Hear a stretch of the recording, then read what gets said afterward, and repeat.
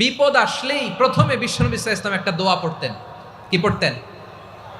তিনি পড়তেন ইন্না লিল্লাহি ওয়া ইন্না ইলাইহি রাজিউন। নিশ্চয় আমরা আল্লাহর জন্য, নিশ্চয় আমরা কার দিকে ফিরবো ভাই? আবার কার দিকে ফিরবো? আওয়াজ করে বলুন তো, আমরা এসেছি কার কাছ থেকে, আবারও ফিরে যাব কার কাছে? এজন্য বিশ্বনবী পড়ছেন ইন্না লিল্লাহি ওয়া ইন্না ইলাইহি রাজিউন। নিশ্চয় আল্লাহর জন্য, ওই আল্লাহর দিকেই আমরা ফিরে যাব।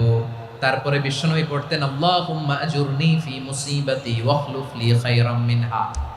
একসাথে প্রথমে পড়তেন ইন্না লিল্লাহি ওয়া ইন্না ইলাইহি রাজিউন, তারপর পরই পড়তেন আল্লাহুম্মা আজুরনি ফি মুসিবাতি ওয়াখলুফ লি খায়রাম মিনহা। মানে আল্লাহ, এই যে আমি বিপদে ধৈর্য ধারণ করলাম, এটার সব তুমি আমার দাও, আর যেটা হারালাম এর চেয়ে ভালো কিছু দিয়ে মেকআপ করে দিও, ভালো কিছু দিয়ে বদল করে দিও। সুবহানাল্লাহ পড়েন।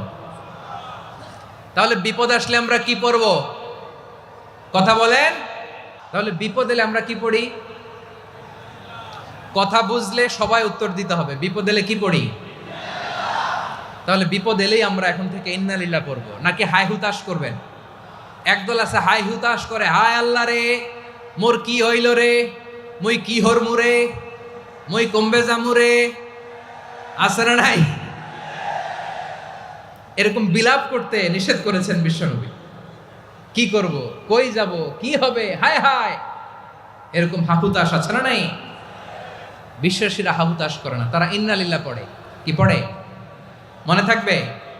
আমরা পড়বো ইন্না লিল্লাহি ওয়া ইন্না ইলাইহি রাজিউন। নিশ্চয়ই আমরা আল্লাহর জন্য, আমরা আল্লাহর দিকেই ফিরে যাব। এরপর পড়বো আল্লাহুম্মা আজুরনি ফি মুসিবাতি ওয়াখলুফ লি খায়রাম মিনহা। আল্লাহ, আমি যে বিপদে ধৈর্য ধারণ করলাম এটার সওয়াব দিও, আর যা হারালাম তার চেয়ে ভালো কিছু দিয়ে বদল করে দিও। সুবহানাল্লাহ পড়েন।